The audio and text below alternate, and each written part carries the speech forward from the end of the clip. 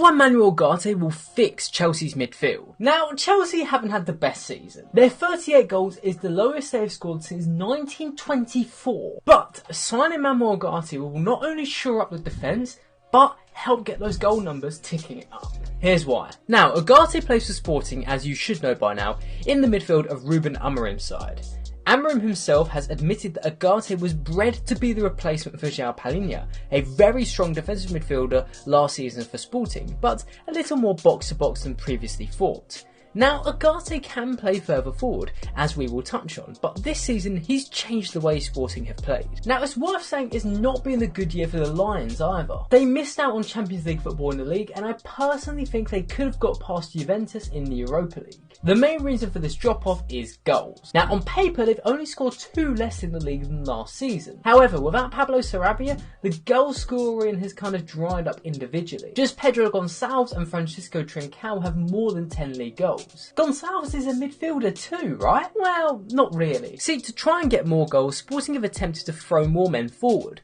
Ugarte is unique because he is so defensively active and aware, completing the most tackle interceptions in the league per 90 in a side that averages 60% possession. Well, Sporting can afford to throw men forward mostly. Gonçalves, on paper starting in a midfield pivot, will push forward and leave Ugarte to patrol the middle third and ping passes when necessary.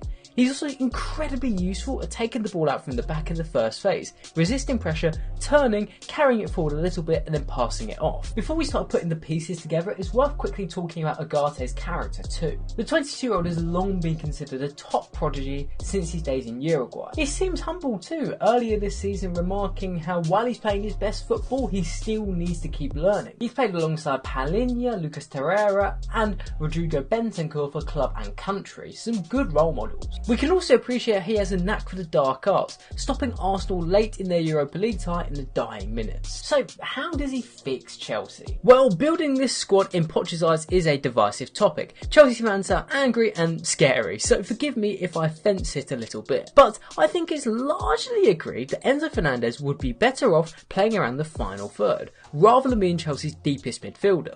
His best moments this season have come by playing in teammates with exceptional passes. In fact, he's the most progressive passer in the Premier League by the stats. Ugarte is a ground eater in the stats, but also, as his heat map suggests, he does not venture into the final third unless completely necessary.